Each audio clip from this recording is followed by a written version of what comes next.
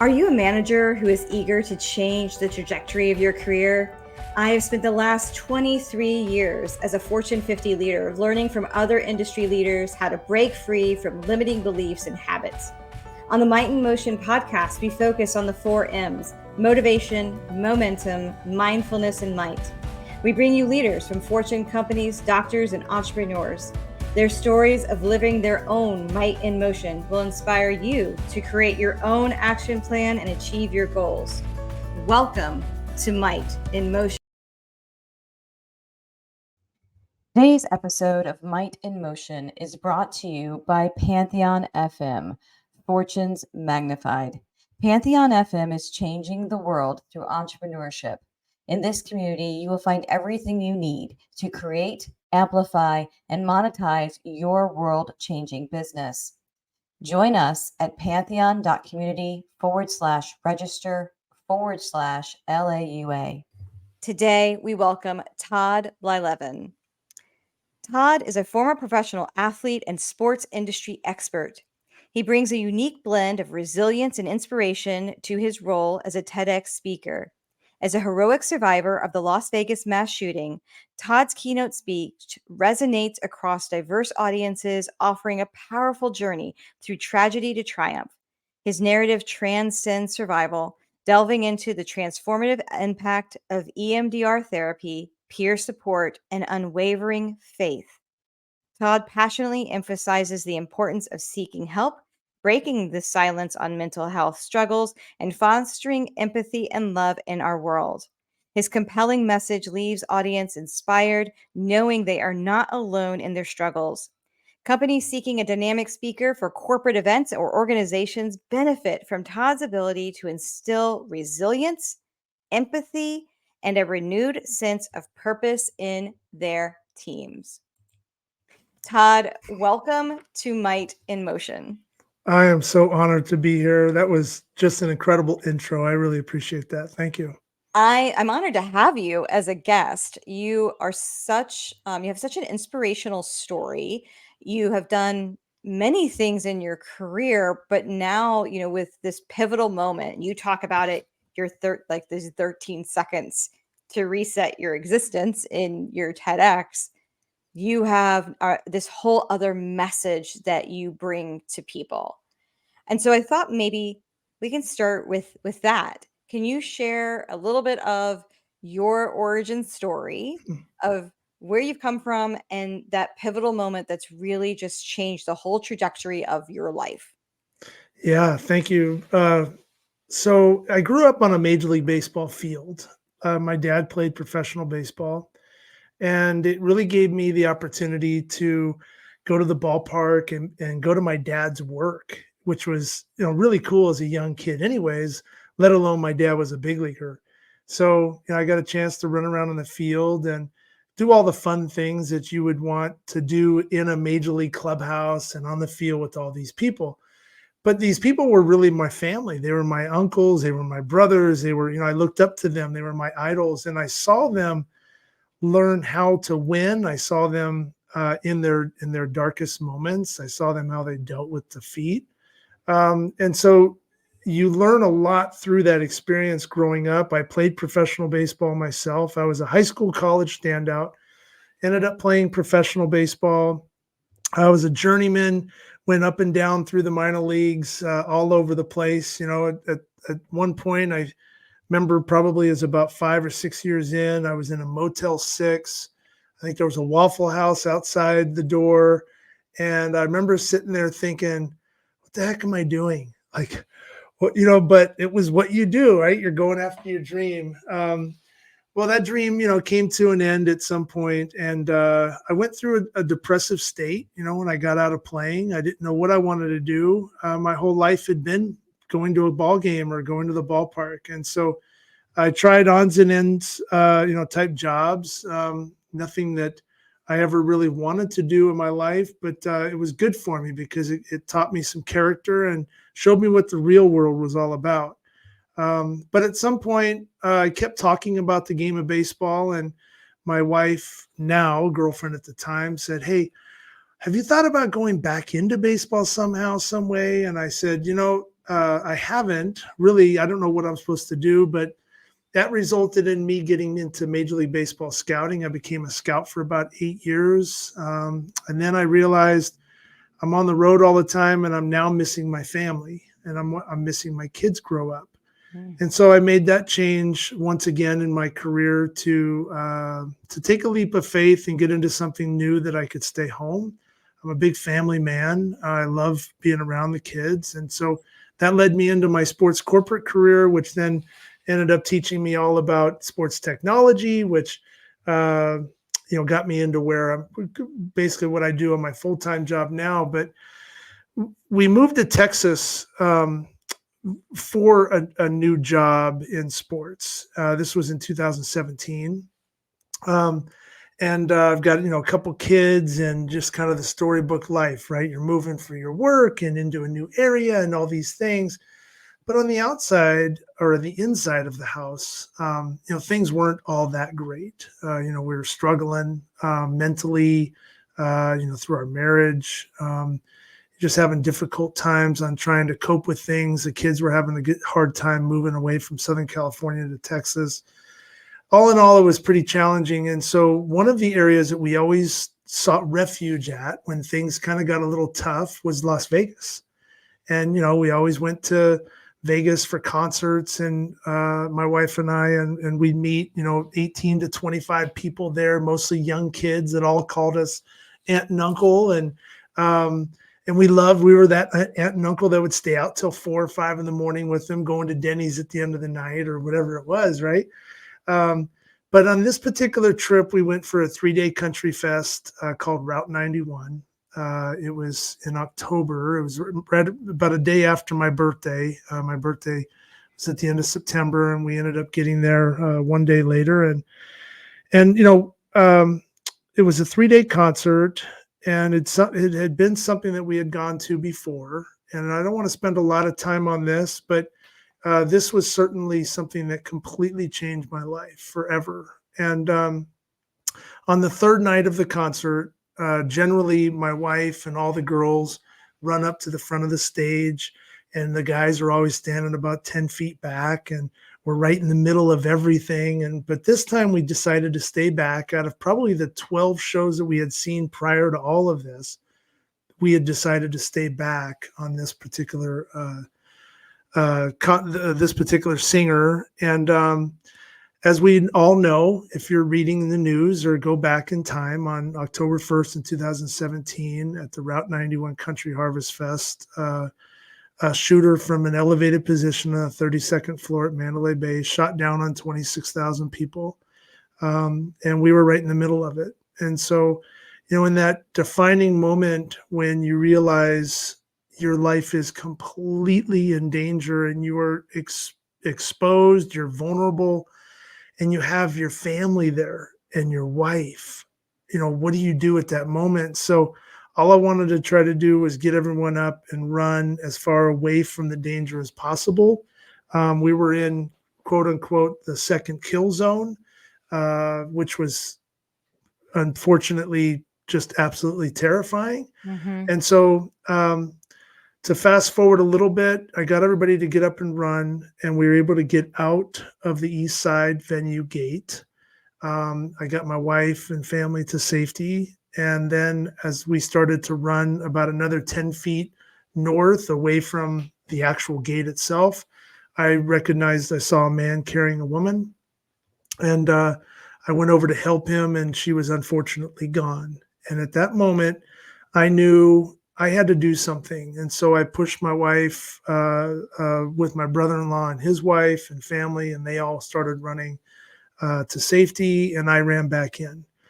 And so I was in and out for about 8 hours, not to go into all of the details, but I did what I could in that moment as long as I could, whether I was either going to be shot and killed and fall, or I was going to fall on pure exhaustion, Yeah. or God willing, I was going to be able to help a lot of people get out. And that's what I did. I carried probably over 30 people out in my arms or on my shoulders that night to safety, and probably got out another couple hundred people that were hiding or just needed help finding an exit point.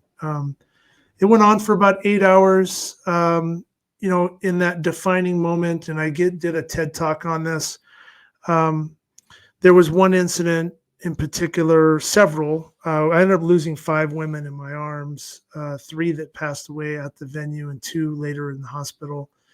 So it's a Molotov cocktail of emotions, right? You're up and you're down, and you're seeing complete inspiration and heroism by so many people. It wasn't just me that was going back and forth. So many men and women were rising up to the cause and putting their own lives on the line. The first one that grabbed me, she was a ER trauma nurse, and she's like, "What can I do to help?" And she was 5 foot nothing. And Mhm. I'm like, "Ma'am, you put your hands on those people right there." And she didn't stop. She ended up building 3 triage centers on Giles Street, all these makeshift and organized, all these different people that were coming back, EMTs and doctors. It was all volunteer based. And she probably saved hundreds of lives. But I mean, it gives me goosebumps just thinking about the heroism that she did, that she didn't stop.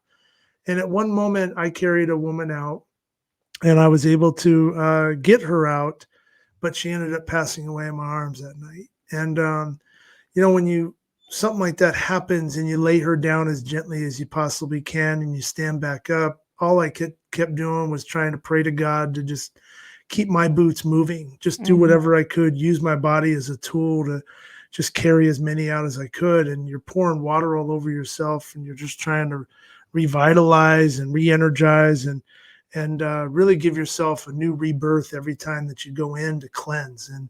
And that's my 13-second memory of time that has completely reset my entire existence of what too much drama in my life is, or not enough excitement, right? And so how do I live in this happy balance moment of what we live in, and sometimes a chaotic world, or a chaotic marriage, or being a dad and the pressures of bringing in financial stuff for your kids or whatever else. So how that 13 seconds really basically defined who I am today. And so to wrap it up in terms of that experience, and where it's led me to what I'm doing now, is fast forward about another 8 hours, and I'm in the Dallas airport sitting in my truck. And I'm trying to think, how the heck am I supposed to go pick up my kids right now? Mhm. What am I supposed to do? How am I supposed to go to work? I mean, I get emotional about it just thinking about Yeah. it right now, because I remember sitting in that vehicle. And all of a sudden, I get this phone call from a buddy of my dad's, and he says, "My name is Lee. I'm a 3-tour combat vet, and I know what you're going through.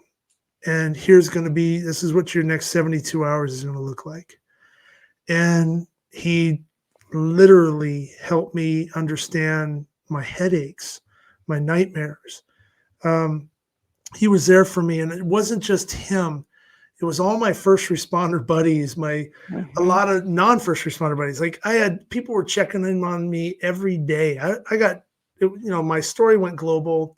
So I had friends from Australia and over in Europe, and everyone like Facebook messaging me, and then people messaging me on the Facebook, like, Find Your Hero page, and all these people like, "Hey, we think you carried our friend out and she lived," and all these things. And so there was some really uplift moments. But still, I didn't quite understand my next steps in terms of how severe my trauma really was, right? And so the next steps from there really, really helped me understand more about what type of therapy I needed to go to through multiple friends. Fire captain up in Rockland, California, Chad Vert, who says, "Hey, buddy, you need to go get EMDR therapy. This is the type of therapy you need to go in and get."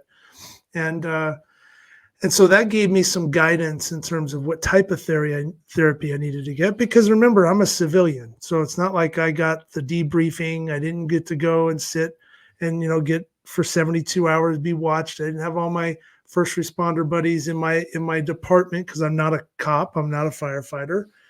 Call on me and come over to the house. It was really us in Texas, and all my buddies that kept calling. But it's how do you kind of continue to keep your boots moving forward and stand up for yourself. And at some point, I had to decide about going in for myself, standing up, walking tall for myself, pinning my shoulders back, and not letting this trauma beat me. And so I ended up going to EMDR therapy. I found a relatable therapist after a couple trials, and she was absolutely amazing. She was my guiding light. Her name's Diane, and she walked me through the EMDR talkative therapy for about a year and a half. She allowed me to understand what each minute of time did to me mentally. And I was able to put all those memories in a little box in chronological order. And it allowed me to process and cry. And I did not grow up a crier. I grew up a very, no blood, no foul, get up type attitude from my parents, although they were great parents. But I grew up a tough childhood with wanting to be a professional athlete. And so to share emotions was just not what I had in mind. And it really was up until about the last year that I realized my story was really resonating with first responders, with people that have dealt with severe trauma. Any shooting, anytime, I get instantly transported there mentally. So I understand the breadth of it. I'm being pulled into things. And so, how do you tell a story that's outside the story of your heroism, which I don't want to be recognized as a hero? I just did what I could. But how do I get out of that and really start talking about what really matters to someone is Mhm. how did you stand back up? How did you start living for yourself again?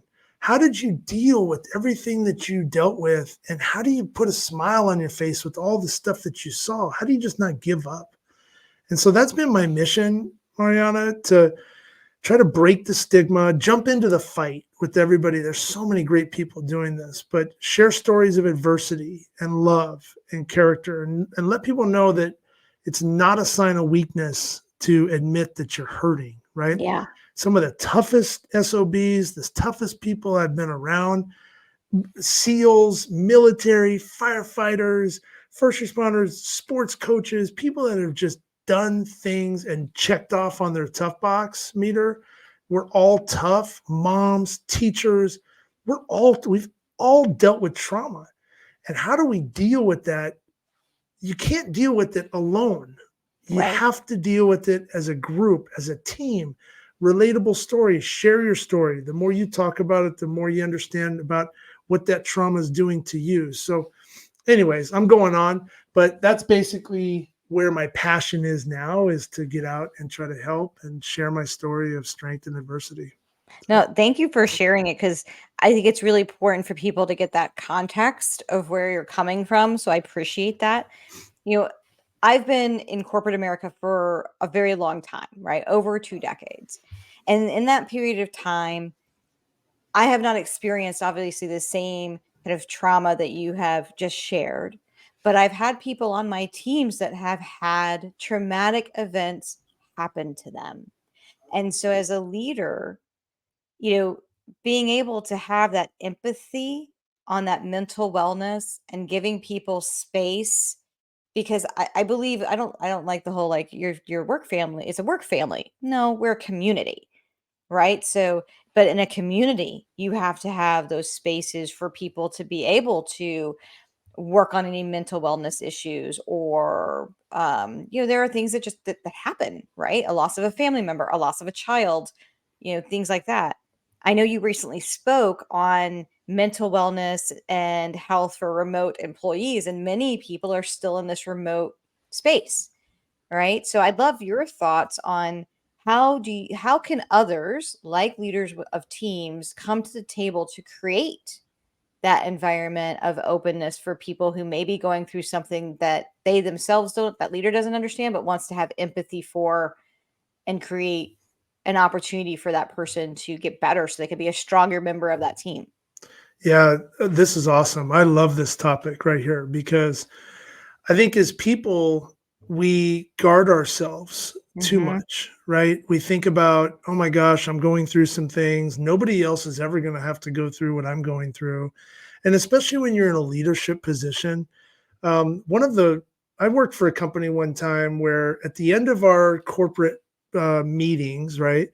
The four owners would sit up on a big pedestal and, look down at us general employees, and we would get to ask questions, and they sat up there and they answered. And although great people, it gave the idea that I'm never going to be able to get to that point, and you're so unapproachable to me, where if I did have something, I don't know that I could tell you, because there's this giant separator, right? And in today's world, where things are like hybrid or remote, it's really hard to be able to get to that.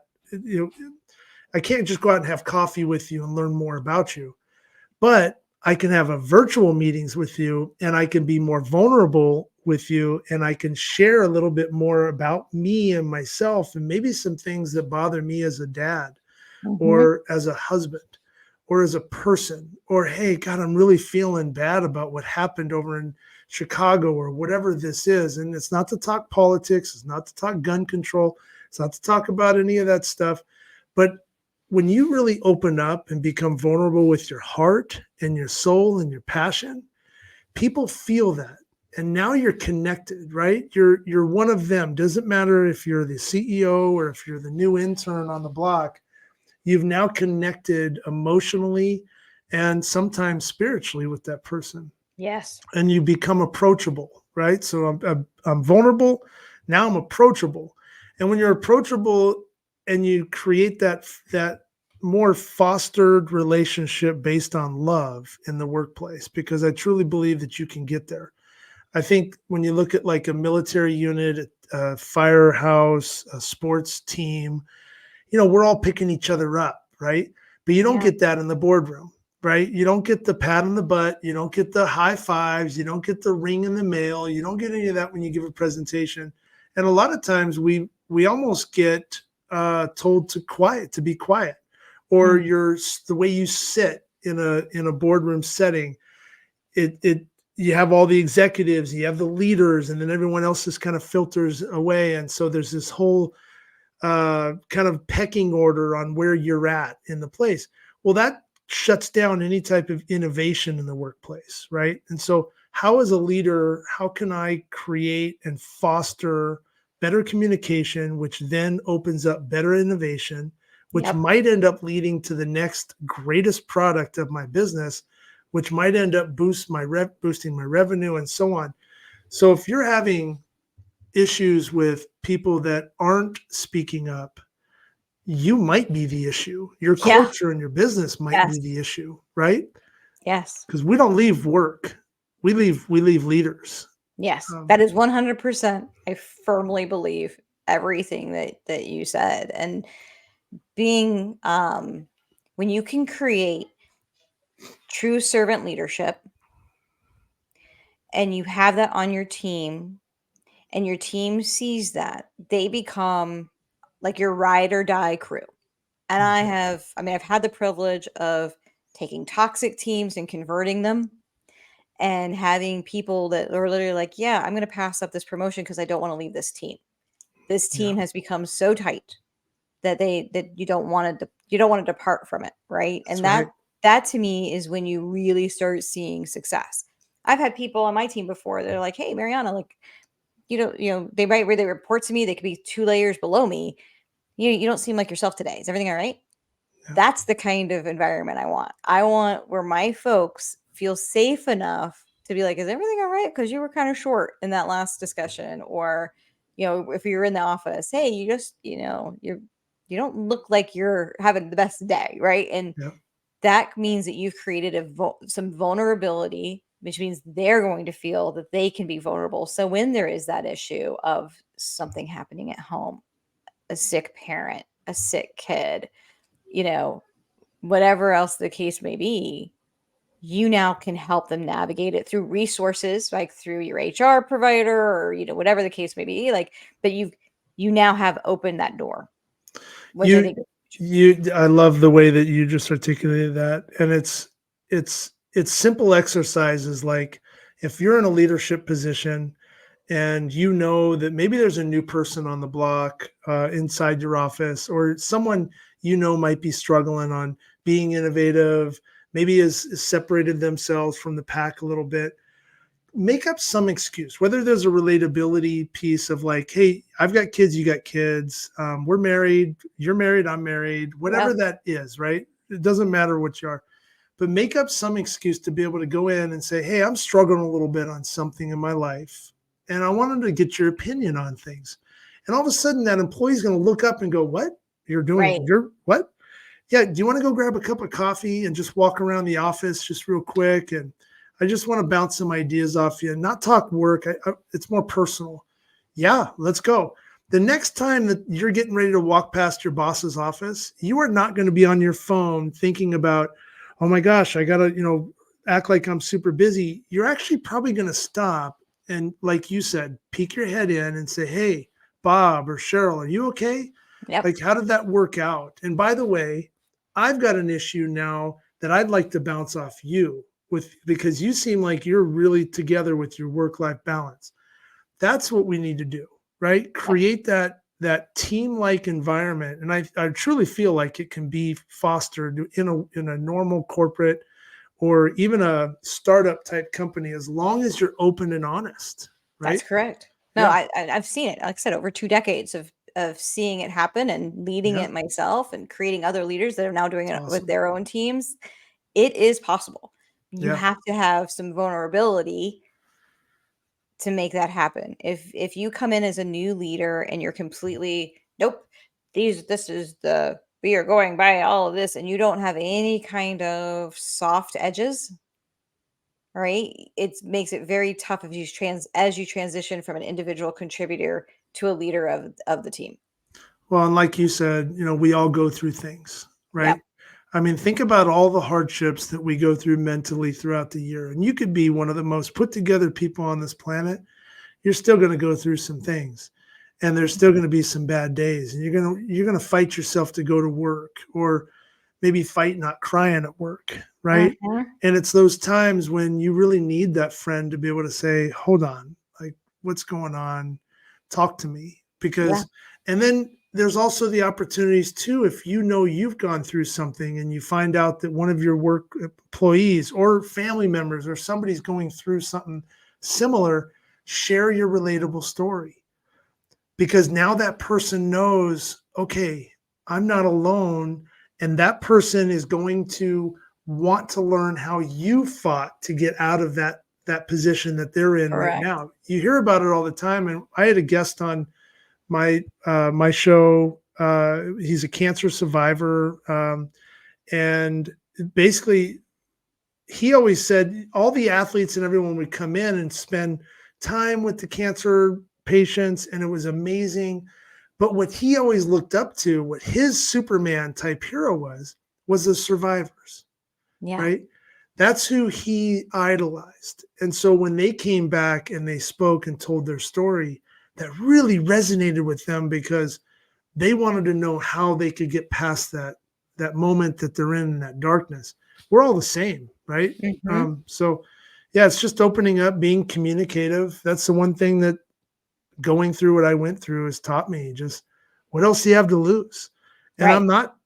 it's not like anybody's going to call me not tough. Like, I'm a pretty tough guy. Um, but I'm not afraid to tell you how I feel now in a really positive, loving way. Right. In that Yeah. constructive way. Constructive. Yeah. And so you have such an amazing story. I know that you do public speaking. You've got a book that will hopefully be coming out later on this year. So everybody be on the lookout, because we want to make it a bestseller for sure. If people want to reach out to you, Todd, is the best way to go to your website, and you've got all your connections and everything there? Yes. Yeah. www.toddblyleven.com. It's got some info on my book that's coming out. It's got my podcast that has been going on now a little bit. And then speaking and the different types of platforms I speak at. So I like speaking at churches, at sports organizations, businesses, and then a lot of first responder groups too. But yeah, you can find out more about me there. That's fantastic. I always like to write down things that resonated with me, those little kind of golden nuggets that I call them. And so some of the ones that I wrote down today is that, you grew up playing ball, right? You grew up in Major League Baseball. There's obviously a lot of competition there. You've got this group of men that you're able to look up to, and a lot of people don't necessarily have that growing up, which I think is really, really cool that you were able to experience that. When you got out, you had a lull, right? And it's everybody goes through a lull at some point in their career where they're having some sort of major shift. It's how do you put on that mindset to say, oh, you know what? I can take that leap of faith, as you called it, pivot so that you can pour into what was most important to you, which is your family, create, companies, create this whole future state that allowed you to have that time with your family because you knew there were opportunities there. And then you had this other moment, right? So you have this one lull, now you have the secondary, which is so much of a bigger, more pivotal moment of those 13 seconds where you just wanted to keep your boots moving. I Mhm. think everybody who listens to this has had moments where it's like, how am I even going to get out of bed? How am I going to take one step in front of the other? It's being able to identify what your own personal 13 seconds to reflect Yeah. back on to motivate you moving forward. Because for everybody, it's different, but we all have it. We've all had moments where we sat in the car because we couldn't will ourselves to go into the house. We've all had it where we just couldn't get out of bed. Yeah. Right? But you've got to find those moments that motivate to you to push you. And then you mentioned a gentleman by the name of Lee who called you. You didn't know him, but he was able to help you through the darkest moments. That to me, what I wrote down was leadership is showing up for others, even if you don't necessarily know them. You have Mhm. something, everybody who's listening to this has something that they can help give others to move them through what might be dark periods. And if you're a leader, and especially if you're in a startup or if you're in corporate America, you're in a business setting, don't guard yourself so much where your team is not going to be open with you, because those are missed opportunities for connection. It's missed opportunities to create a community within your team, which is then going to end up leading to more innovation and more money, driving more savings, more Mm. sales, whatever the case may be, Yeah. all from showing up. So those are some of the takeaways I wrote down, Todd. This was really, really inspirational. Just a moving story that you have. Thank you for stepping up, because so many people might not have stepped up in that situation to save lives. And now your message is going to be resonating with so many more people on their opportunity to step up and help others. So thank you. Well, thank you for having me on. And you're right. You never, ever know when that one moment in time is going to call on you to step up and share your story, because it could end up saving a life. It could end up just putting a smile on somebody's face. And so that's what we're here for. Serve others. That's how we become happy in our own lives and put our head down at the end of the night and rest our eyes with peace, right? So thank you so much for having me on, though. This was an amazing experience. Thank you for tuning into Might in Motion. If you learned something about motivation, momentum, mindfulness, or might, please like, comment, and share. Thank you.